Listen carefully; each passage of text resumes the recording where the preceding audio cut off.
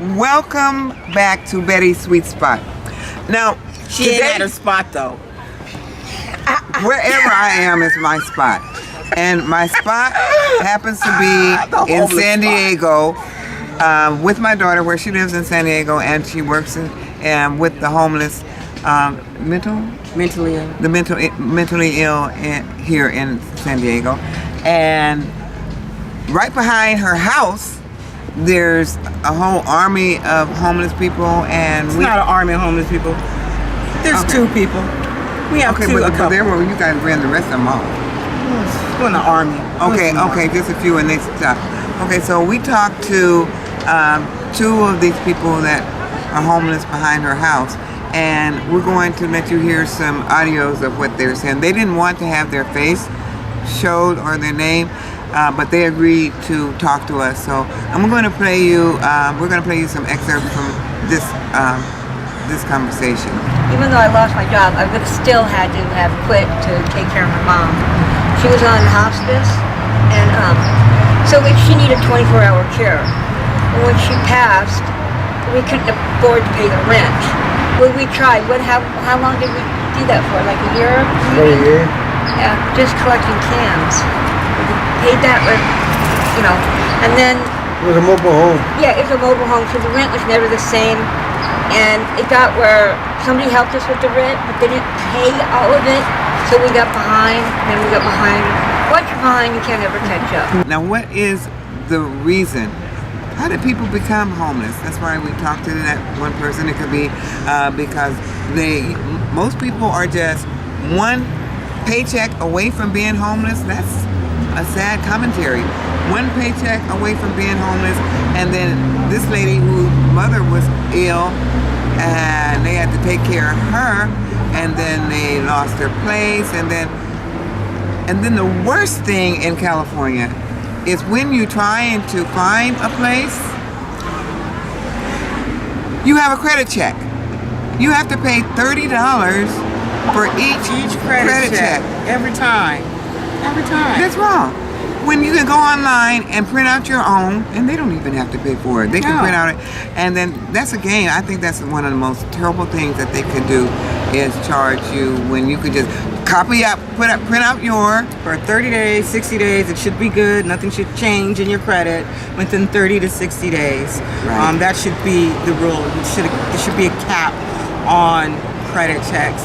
There should also be regulations on charging 3 times the rent. Like if I can afford 3 times the rent, which in San Diego is maybe $1,500 to $1,600 just for a 1-bedroom in a good area. But I need to make 3 times that much? That's ridiculous. In that case, I'd save for a house. Why pay expensive rent? So people with Social Security, or the people that are homeless, some of them get Social Security and they only get like $895 or $800 something a month. You can't live off of that. What about these people who rent out these rooms and they have like 3 beds in a room, and they're charging these people $825 a month, and then they're giving them shit food, top ramen or stuff like that, and now, they're just ripping them off. A bedroom, 1 bedroom with 3 people in it, that's $2,400. $2,400. And that's what's happening down here, at least in our San Diego. That's what's happening in our protect and serve. I don't know, I can't see one of our police cars, and we're literally right across the street from a homeless encampment and a police station, but the cars say protect and serve. They ain't serving. Protecting, I can say for our San Diego Police Department, they're not the worst. They're not shooting people, killing, they're not doing all that, but they will touch a chick. They will touch you. What do you mean touch you? A lot of our police officers get in trouble for doing nasty stuff to other women while on duty. So that's our biggest issue here with our San Diego Police Department. Oh, well, I can live with that. I know. Touch me in the morning. Get paid $100,000. Not going there, guys. Wow, San Diego Police. Okay, so get your life together.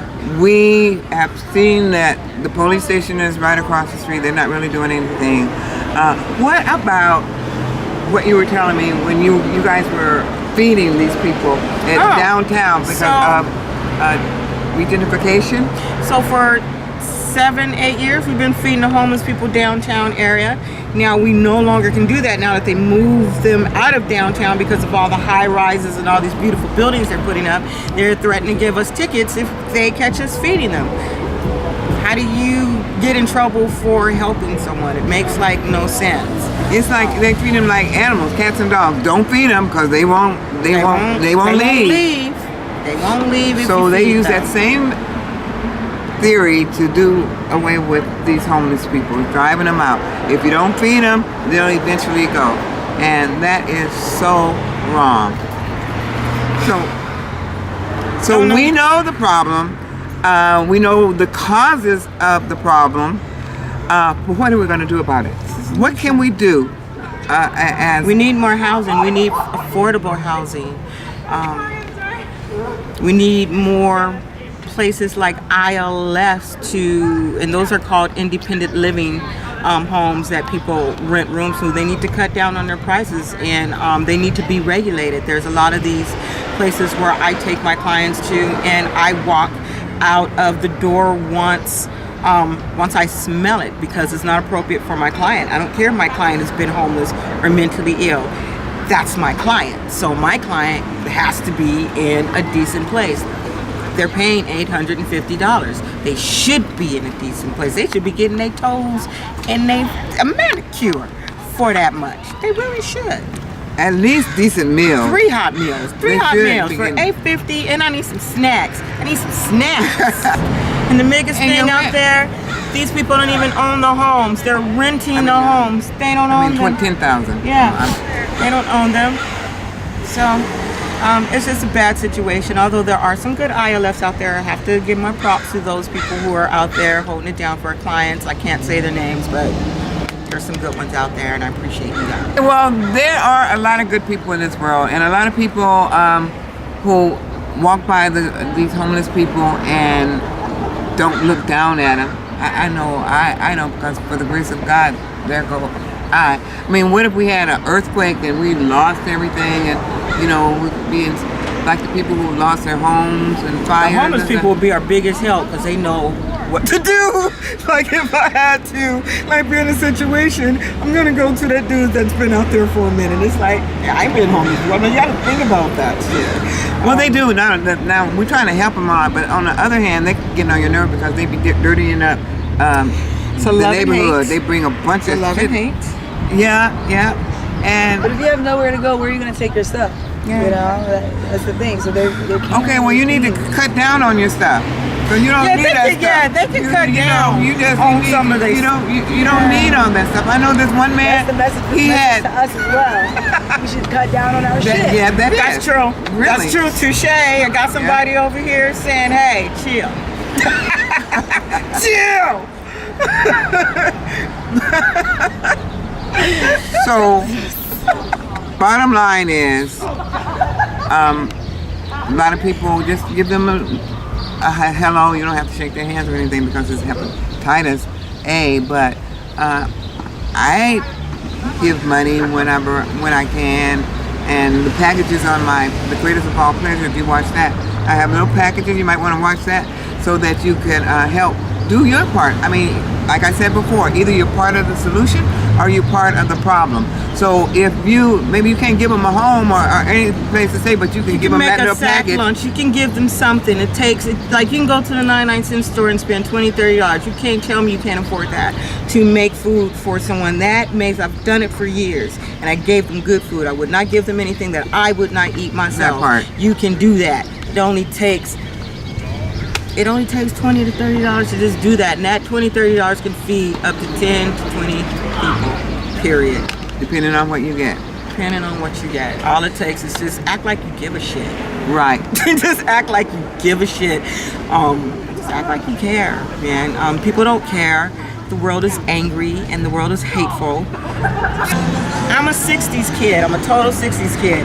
When I was born in the 70s, there was no homeless people. They were bums.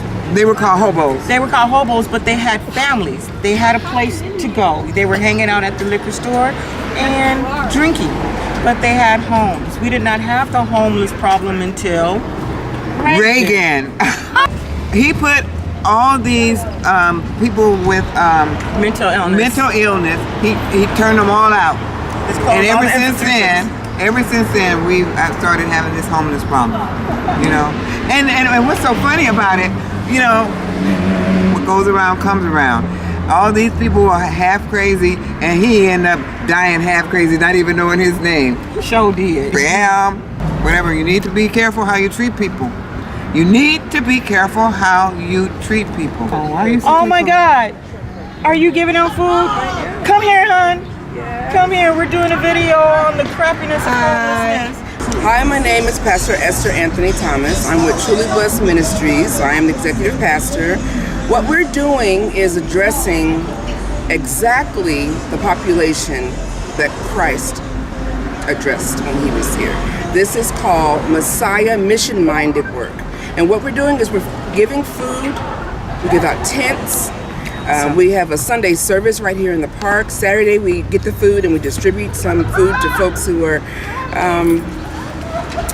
not just homeless but hungry. So we've got some folks who come out just to have a bite to eat. What's interesting is that there is a lack of resources for people who are homeless in San Diego, but then there's another population of folk who are just hungry. They just don't have enough to make it from one paycheck to the other. Some of the meals are not balanced well. All that affects health, all that affects well-being. That also can affect depression and whatnot. So we see young kids come out with their parents sitting. There is a lot of homelessness here. And one of the things that we were really concerned about is giving them food that's healthy. So we are blessed enough to receive food from the Vons up the way here. And they just give us so much good quality food that the people get excited about. You know, some people say, I've never had this bread before. I've always wanted to see what this tastes like. So it's quite amazing. Awesome. And then for you to come and sit with them and spend time with them, they're tired of being overlooked. Yes. They're tired of being the invisible people. Yes. Or the people that we just don't really want to give eye contact because we don't understand what it feels like to be in that position. We consider ourselves blessed, but not blessed enough to reach out to somebody. And we're changing that. There's veterans out here. People who have given literally put their lives on the line and now are forced to sleep on concrete. And so, deplorable. So we're just trying to do something that we think God has called us to. We're trying to do it in a way that's excellent. We're trying to partner with people who are like-minded. It's not about, big eyes and little U's, but it's about collectively we can do so much more together. I love what you're doing. I really wish more people would take the time to devote themselves to folks that are in need. Yes. We don't know what tomorrow's going to bring. We have no idea. We don't, because we can need that same help down the line. That's right. So you got to know, you got to always be aware of who you come in contact with. Be good to people because you don't know who you're going to need in your future. You just don't know where you're going to be. We are so blessed to have you come serve these people right around the time we're about ready to leave. Of course. I'm a hugger.